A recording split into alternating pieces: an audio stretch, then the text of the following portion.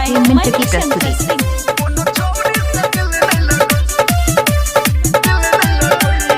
माँ Gayatri recording studio.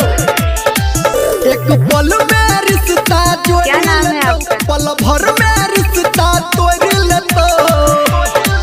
एक पल में रिश्ता जोड़ लेतो, पल भर में रिश्ता तोड़ लेतो।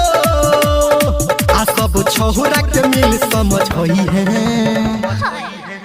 गोरे गाल लाल होट लाल देख के यारमा नहीं रे गई है। कोनो छोरिया से दिल नहीं लगई है, कोनो छोरिया से दिल नहीं लगई है। गोरे गाल लाल होट लाल देख के यारमा नहीं रे गई है। कोनो छोरिया से दिल नहीं लगई है, कोनो छोरी से दिल नहीं लगई है।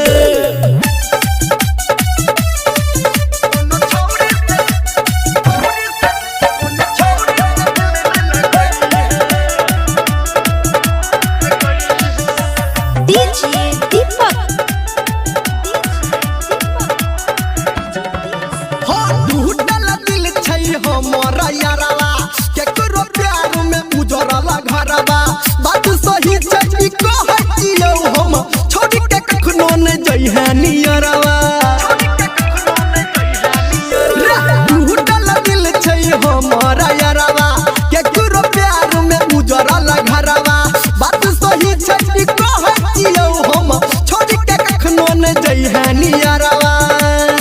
रे तू गिरिया कसम नहीं खाई है।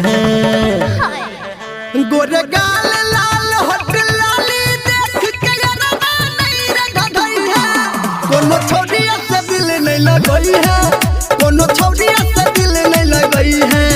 गोरे गाल लाल होट लाल देख के यारमा नहीं रे गई है। कोनो छोरिया से दिल नहीं लगई है, कोनो छोरी से दिल नहीं लगई है। अभी आप सुन रहे हैं Saawariya music. Music by Manishankar Singh. कहाँ घर है? सिजौल बजरंग रोड सिजौल। एकटा से नहीं मन भरई छै, दोसर के फेरा में घूमत रहै छै। जाने छै सब छोरा निरमलिया, ताहि से गाना गायब कहै छै। मिक्स बाय डीजे एकटा से नहीं मन भरई छै, दोसर के फेरा में घूमत रहै छै। जाने छै सब संजय गौतम, ताहि से गाना गायब कहै छै।